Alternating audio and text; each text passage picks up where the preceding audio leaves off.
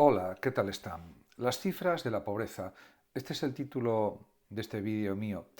Realmente, pues efectivamente hay que considerar que en el mundo existe mucha pobreza, alrededor de unas 1.000 millones de personas, de los 8.000 millones de ciudadanos que somos en el mundo, de sujetos, pues pasan hambre, están en pobreza, en situación de pobreza, y esto es realmente terrorífico. También hay que decir que hay un término que fue ideado por la filósofa española Adela Cortina, que pues es el término aporofobia, para referirse al rechazo, temor y desprecio al pobre.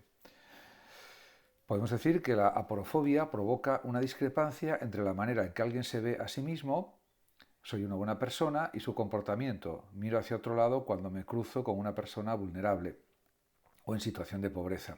Ante esto se busca una autojustificación y se crean motivos para rechazar a las personas en situación de pobreza, como culpabilizarles de su situación, por ejemplo, algo que es erróneo. De esta forma, el éxito solo depende de la voluntad, el esfuerzo y el talento, y en absoluto de las circunstancias, de la salud o del capital social, cultural y económico de los padres, por ejemplo. En definitiva, muchísimas personas están en la pobreza no por culpa suya, sino por las circunstancias, por las situaciones, etc. Y eso es lo que hay que pensar. Y si no, pues sería por algún problema de la propia persona, que también hay que ayudarle a ese sujeto a poder salir de la pobreza. En ese aspecto, pues hay que desarrollar la compasión, la empatía, que son valores éticos que son muy importantes, en los que insiste también Adela Cortina y otros muchos pensadores o filósofos, y por tanto diríamos que hay que pues, reducir al máximo la desigualdad económica entre personas, porque la desigualdad se da no solo entre países ricos y países pobres, eso es algo evidente. Dentro de los países ricos hay muchas personas que viven en la pobreza, por ejemplo en España, y no me canso de repetirlo, pues ya ha subido un punto el nivel de pobreza del 7 al 8% de la población podemos considerar que está en situación de pobreza, y eso es algo que pues inasumible desde una perspectiva de los derechos humanos y desde un planteamiento propio de la justicia social. Del mismo modo que en los países pobres suele existir una pequeña parte o porción de la población que goza de una situación económica envidiable. Y pues luego el 90 y pico por ciento de la población vive en una situación de precariedad.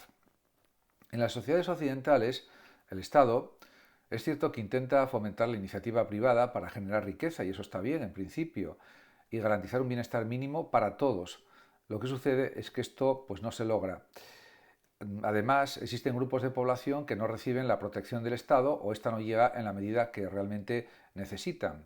Y esto también hay que valorarlo y considerarlo y tenerlo en cuenta. En este sentido, la pobreza es uno de los grandes retos y uno de los grandes males de nuestro tiempo. Afecta a unos 1.000 millones de personas aproximadamente, causa un enorme sufrimiento y no logramos erradicarla a pesar de disponer de los medios para hacerlo, por una falta de organización, una falta de voluntad política, fundamentalmente porque los ciudadanos de a pie pues poco pueden hacer para conseguir solucionar este terrible problema de la pobreza. Y la pobreza no es solo, que también lo es, una cuestión económica, también significa tener un mayor riesgo de padecer enfermedades y menor posibilidad de curarse y disfrutar de una vida larga. No acceder a la educación, por ejemplo, también, carecer de una vivienda digna y estar más expuestos al delito y a la violencia, con todo lo que eso comporta. Como consecuencia de todo esto, quienes se encuentran en una situación de pobreza se ven, de hecho, excluidos de la sociedad e inmersos en un círculo vicioso, en un bucle vicioso, si queremos también decirlo así, del que resulta imposible o casi imposible escapar. En muchos casos imposible para muchísima gente, desgraciadamente. En relación con las cifras de la pobreza, los datos sobre la desigualdad económica entre los más ricos y los más pobres son realmente impactantes. He aquí dos ejemplos significativos.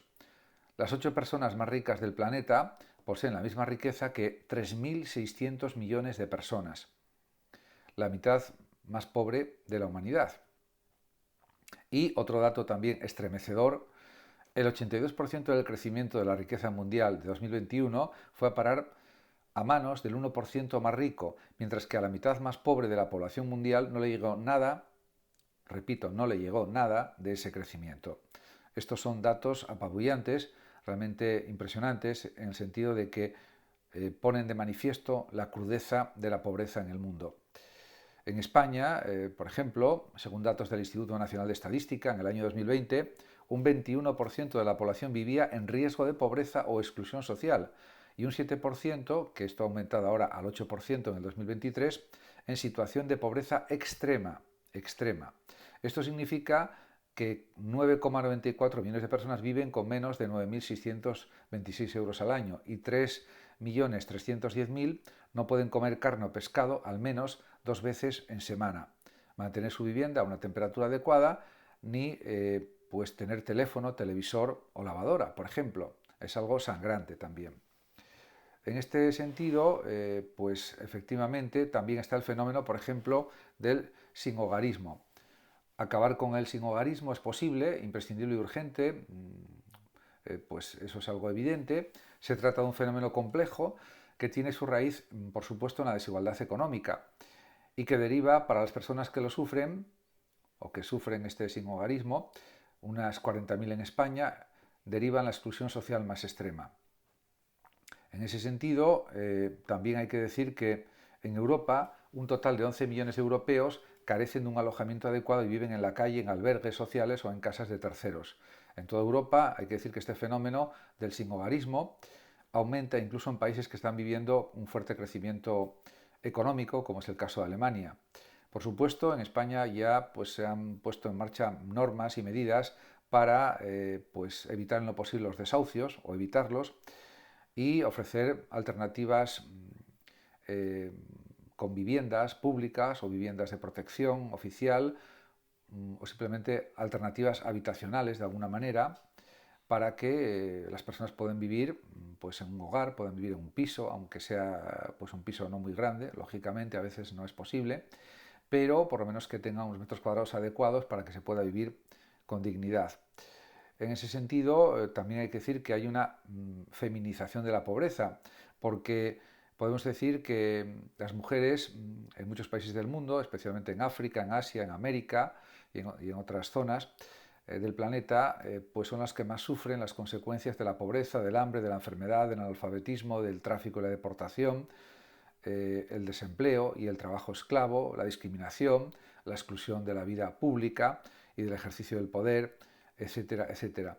Podemos decir que esta discriminación que existe en el mundo lleva a la mujer, en algunos países del mundo, a ser olvidada, marginada e incluso sometida a esclavitud, especialmente en África y en otras zonas.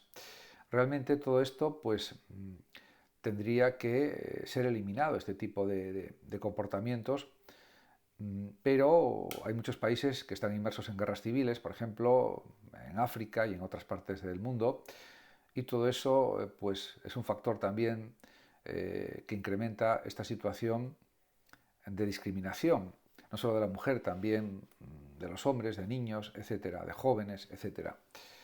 Y, por supuesto, también pues, hay distintos documentos que hablan de la segregación urbana de ricos y pobres. En las ciudades, y esto es algo que se observa cuando se visionan, por ejemplo, vídeos de turistas que van a distintas partes del mundo, a distintas ciudades, y siempre se observa que en las ciudades los más adinerados tienden a vivir en urbanizaciones separadas del trasiego de la gran ciudad, mientras que los menos afortunados se enfrentan a condiciones severas de contaminación y superpoblación, como es el caso, por ejemplo, de algunas partes de Asia, también de algunas zonas de Brasil y de otros muchos países. Los primeros viven en barrios mejores, la gente adinerada, con mejores servicios, mejor construcción y calidad medioambiental, y los pobres tienen que resignarse a vivir en barrios donde todo es un poco más precario, incluso la esperanza de vida es para estas personas que viven en barrios marginales de unos años menos. Se llama efecto barrio a la influencia de la segregación residencial en la trayectoria vital de las personas, y muchas veces esto se traduce también, desgraciadamente, en fracaso escolar, en desigualdad y en falta de oportunidades. Ante esta situación, siempre se puede luchar contra la desigualdad y promover la ayuda al desarrollo. Y también podemos decir que hay realmente motivos para la esperanza.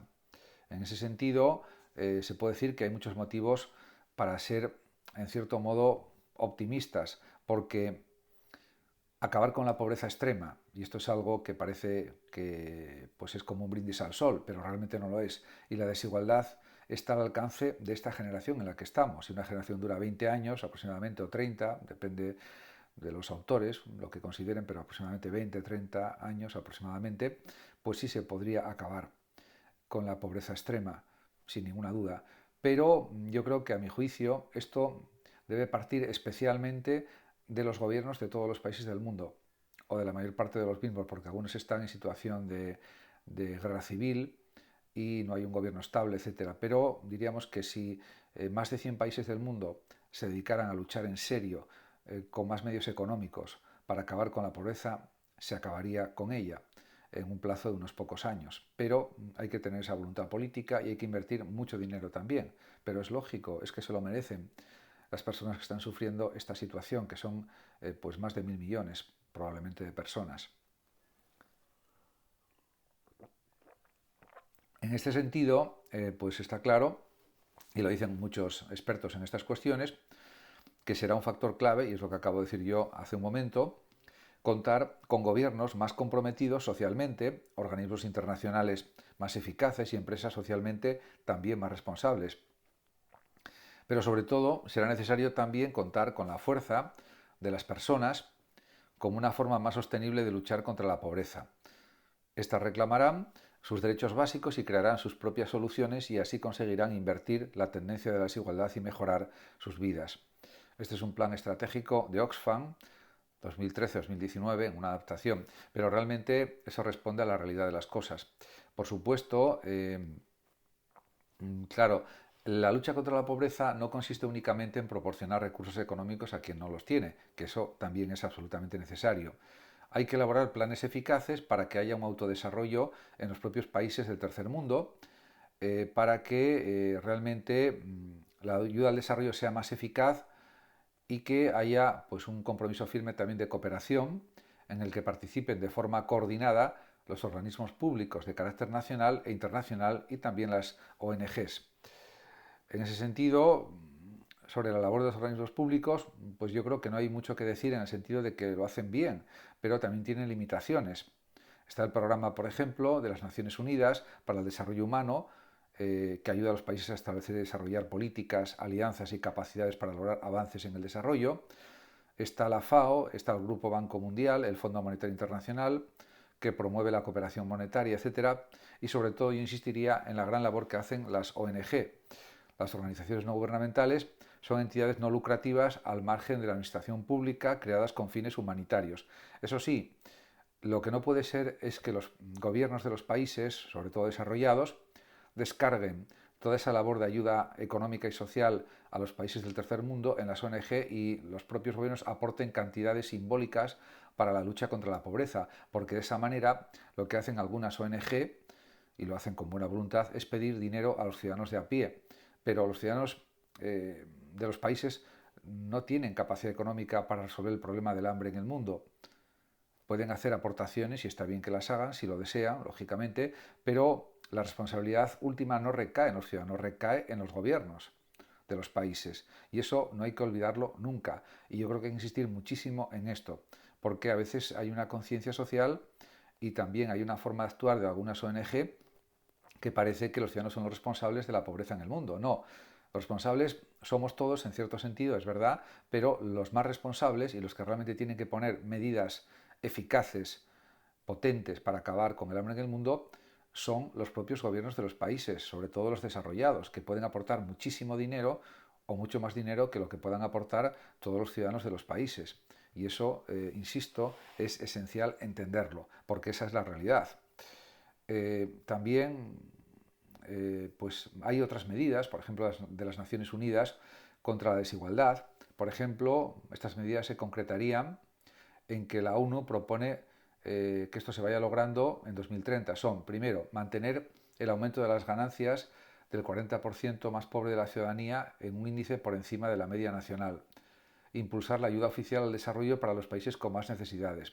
Fomentar o promover la inclusión social, política y económica de toda la población sin ningún tipo de discriminación.